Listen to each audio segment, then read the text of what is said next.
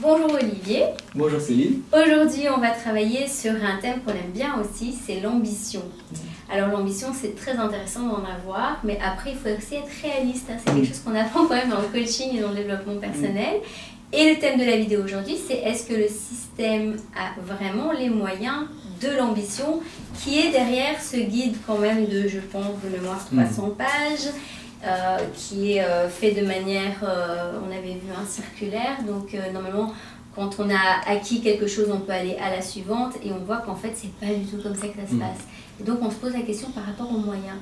Qu'est-ce que tu en penses toi? Parce que juste pour rappeler, pour l'instant les moyens c'est 2 heures par an pour les animations extérieures, donc 2 heures par... Ouais, 2 fois 2 heures tous les 2 ans. Tous les 2 ans. Donc ça fait en gros entre 6 et 8 heures max sur l'ensemble des cours pour tout ce qui est extérieur. Et on rappelle aussi que, comme on le dit dans le guide, il y a aussi le tronc commun. Donc là, il y a beaucoup de choses qui se passent qu'on ne sait pas, mais qui se passent pour être maman, je le sais, au niveau du tronc commun. Et donc, voilà, on se pose légitimement en fait cette question parce que c'est bien d'avoir de l'ambition, mais il faut se donner les moyens pour y arriver. Puisque c'est ça l'objectif, c'est quand même avoir un résultat. Et donc, toi, t'en penses quoi par rapport à ça? Eh bien, ce que j'en pense, c'est que à l'heure actuelle, c'est vrai qu'on vient toujours ajouter.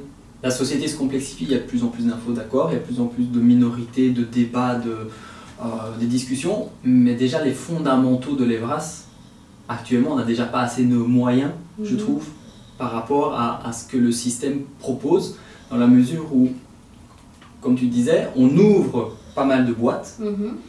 Et après, on fait quoi finalement? Moi, je le constate, par exemple, on fait une animation sur un spectacle, et donc il y a une animation avant le spectacle pour préparer, mais il n'y a pas d'animation après. Et donc, on ouvre des boîtes, et puis c'est rien. Et c'est ça. Et le fait, en fait, d'ouvrir quelque chose, et si l'enfant est déstabilisé après, eh ben on est face à des techniques de manipulation, qu'on le veuille ou non, c'est quelque chose qui peut être tout à fait inconscient, parce qu'en fait pour pouvoir manipuler quelqu'un, on le déstabilise et on ne l'aide pas à se restabiliser. Et si on l'aide à se restabiliser avec ses propres solutions, on est encore de nouveau dans la manipulation. Donc c'est très délicat de savoir qu'il y a des enfants finalement qui, alors c'est pas le cas pour tous, ça dépend du caractère, de la vie de famille, tout ça, comme ça a été le cas pour ma fille par exemple, qui partent d'une animation EVRAS non dit à l'avance, donc parce qu'on sait que voilà, sinon ils ne les mettraient pas à l'école, et qui sont déstabilisés, et c'est par exemple, comme ça a été le cas pour ma fille, un vendredi à 13 h, donc ils partent plus tôt, donc ils rentrent, il n'y a peut-être même pas les parents, et puis on laisse tout le week-end passer, et on reparle éventuellement dans un autre cours, peut-être un mercredi, un jeudi. Et bien pendant tout ce temps, ces enfants, ils ont été déstabilisés, ils ont plein de questions, on les laisse comme ça émotionnellement. Et là, on se dit, mais donc il y a déjà ça, et puis surtout tout le cursus de l'école. On fait une animation et après, débrouillez-vous. Je trouve que c'est un manquement sur lequel j'ai envie d'insister, c'est de se dire qu'on parle de l'humain, on parle de beaucoup de sujets sensibles. Évidemment, le guide EVRAS avec autant de sujets, 300 pages, le but n'est pas de tout couvrir, c'est pas ça l'intention, mais il y a quand même des ambitions fortes dans la manière dont il formule les phrases, les mots utilisés, les verbes utilisés, il y a quand même une ambition importante. On n'a pas les moyens de faire tout ça, mais quand même on fait une petite animation, et après, on est responsable quand on ouvre une boîte de dire on fait quoi après, et déjà les moyens actuels sont dérisoires. Moi j'ai juste envie de retourner, d'aller parler, on vient de créer du lien. Alors c'est vrai que comme on disait, une animation souvent, on ouvre un sujet qu'on peut parler en société, on donne des ressources.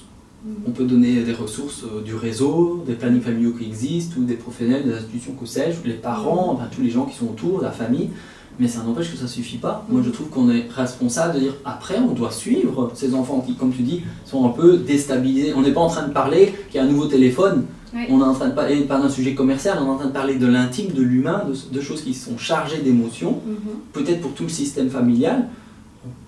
Pour moi, on doit aller se donner des moyens. Et il y a de plus en plus de thématiques. Donc, quelque part, est-ce qu'on fait mieux ou moins bien? C'est ça. Et comme tu le disais, dans les phrases du guide, en fait, normalement, ils insistent sur le fait que les enfants doivent avoir acquis quelque chose pour aller plus loin. Mais en fait, ils ne peuvent pas vérifier puisqu'eux, ils prennent 50 à 100 enfants pour une pièce de théâtre. Donc, et c'est pas du tout individuel, c'est impossible. Donc, on voit bien qu'il n'est pas du tout réaliste, en fait, dans ce guide. Ce qui peut être quand même quelque part bien pour certaines choses quelque part quand même. Donc voilà, mais moi je trouve que même, on avait dit ambitieux, mais il y a un mot, je trouvais présomptueux en fait, de proposer des choses comme ça, et que quand on gratte, on se rend compte que c'est juste impossible, parce que du coup on pourrait s'attendre à des choses et ça se fait pas. Alors pour conclure, on avait 2 phrases qui nous parlaient, parce que toi tu es en train de réfléchir pour mettre en place un cursus donc, qui est tout à fait en dehors du système scolaire. Et les 2 phrases qui nous venaient, ce serait Evras pour les parents avec les enfants. Parce que ouais, nous aussi, en fait, il y a plein de choses à travailler. Alors quand on parle de cette Evras-là, c'est en général l'éducation à la vie relationnelle, affective et sexuelle qui fait partie de l'humain, c'est pas ce guide-ci. Et puis l'Evras pour les enfants, comme c'est fait, mais avec les parents, puisque les parents sont les grands oubliés dans cette histoire. Donc c'est vraiment 2 énergies qu'on trouve vraiment intéressantes et que tu es en train de travailler pour mettre ce projet en place. Et donc comme d'habitude, dans la description, il y aura le lien avec toi, et donc vous pouvez nous suivre, on vous dira quand c'est là, certainement septembre 2024. Ouais, tout à fait. Allez, on se retrouve dans une prochaine vidéo avec un autre thème sur cette thématique de l'Evras. Merci.